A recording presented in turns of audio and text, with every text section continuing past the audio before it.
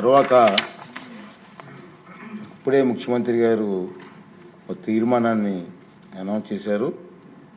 అది మీ అందరూ చూశారు. ఆంధ్రప్రదేశ్ షెడ్యూల్ కులాల జాబితాలో మరలా బుడగ జంగం కమ్యూనిటీని చేర్చవలసిందిగా కేంద్ర ప్రభుత్వాన్ని కోరుతూ ఒక తీర్మానం ప్రవేశపెట్టడం జరిగింది. మరి తీర్మానం మీద నా సభలో కూడా మాట్లాడాల్సిన అవసరం ఉంది కాబట్టి గౌరవ ముఖ్యమంత్రి గారు ప్రవేశపెట్టిన తీర్మానం సభా సమక్షంలో ఉంది. అనుకూలంగా ఉన్నవారు అవుననండి, వ్యతిరేకంగా ఉన్నారు కాదనండి, అవునన్నారు, అందరూ అవునన్నారు. తీర్మానం ఏకగ్రీవంగా ఆమోదించబడింది.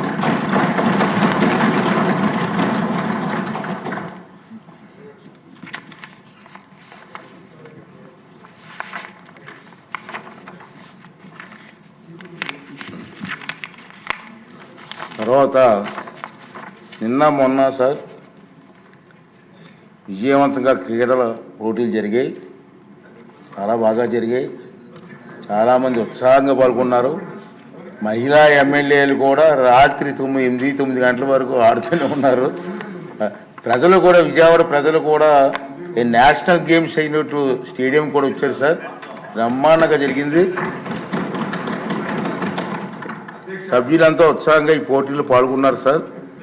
అందరికీ అభినందనలు తెలియజేస్తున్నాను. ఈరోజు మన సభ్యులు విభిన్న కళారంగంలో కూడా వారు తాలూకు టాలెంట్ చూపించడానికి ప్రదర్శనలు కూడా చేస్తున్నారు. ఇప్పుడు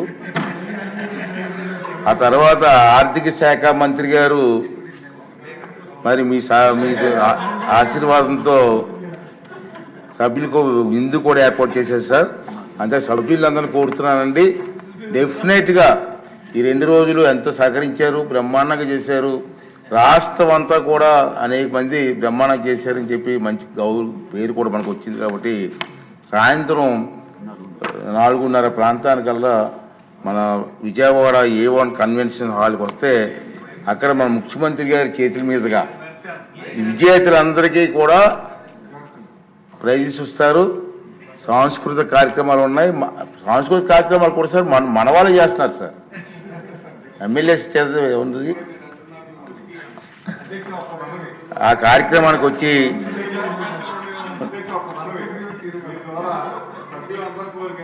ముఖ్యమంత్రి గారు ఉప ముఖ్యమంత్రి గారు కూడా ఈ ఆటల పోటీల్లో నెక్స్ట్ ఇయర్ అని సార్ పాల్గొని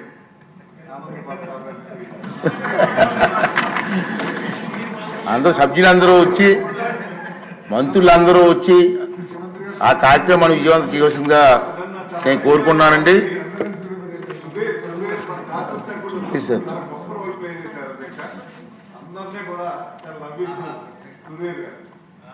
ఎవరు? ఓకే అండి, ఉండండి. తర్వాత ఈ సభ గురించి కూడా కొన్ని విషయాలు చెప్పవలసిన అవసరం ఉంది.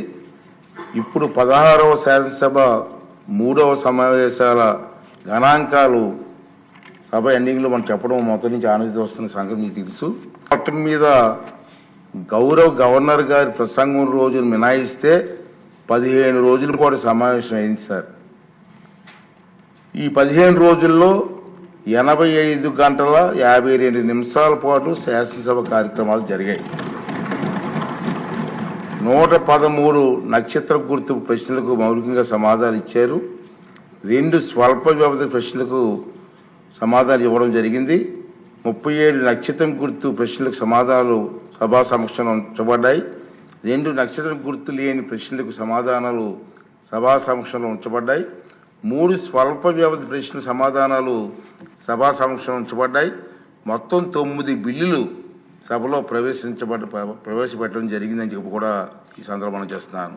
అన్ని బిల్లులు కూడా ఏకగ్రీవంగా ఆమోదం పొందాయని కూడా ఈ సందర్భంగా మీ అందరికీ కూడా మనం చేస్తాను. 5 లఘు చర్చ జరిగాయి. 344వ నియమం క్రింద ఒక అంశం, 74వ నియమం క్రింద 2 అంశాలు చర్చించబడ్డాయి. ఒక ప్రభుత్వ తీర్మానం ఏకగ్రీవంగా ఆమోదించబడింది. సహకార బ్యాంకుల అవకతవకలపై విచారణ కోసం సభా సంఘాన్ని ఏర్పాటు చేయాలని సభ్యుల తీర్మానానికి కూడా సభ ఏకగ్రీవంగా ఆమోదించబడిందని చెప్పి ఈ సందర్భంలో మనం చేస్తున్నాను సార్. ఈ సమావేశంలో ప్రతిపక్ష నాయకుడి హోదా గురించి నేను ఒక రూలింగ్ కూడా ఇచ్చాను. వివిధ అంశాల మీద సభ్యులు మొత్తం 127 ప్రసంగాలు చేశారు సార్. 23/20/25 అంటే నేటి రోజున శాసనసభలో రాజకీయ పక్షాల బలాబలాలు ఉన్నాయి సార్. తెలుగుదేశం పార్టీకి 135 మంది సభ్యులు, జనసేన పార్టీకి 21 మంది సభ్యులు, వైఎస్ఆర్ పార్టీకి కాంగ్రెస్ పార్టీకి 11 మంది సభ్యులు మాత్రమే ఉన్నారు. జాతీయ జనతా పార్టీకి 8 మంది సభ్యులు ఉన్నారు సార్.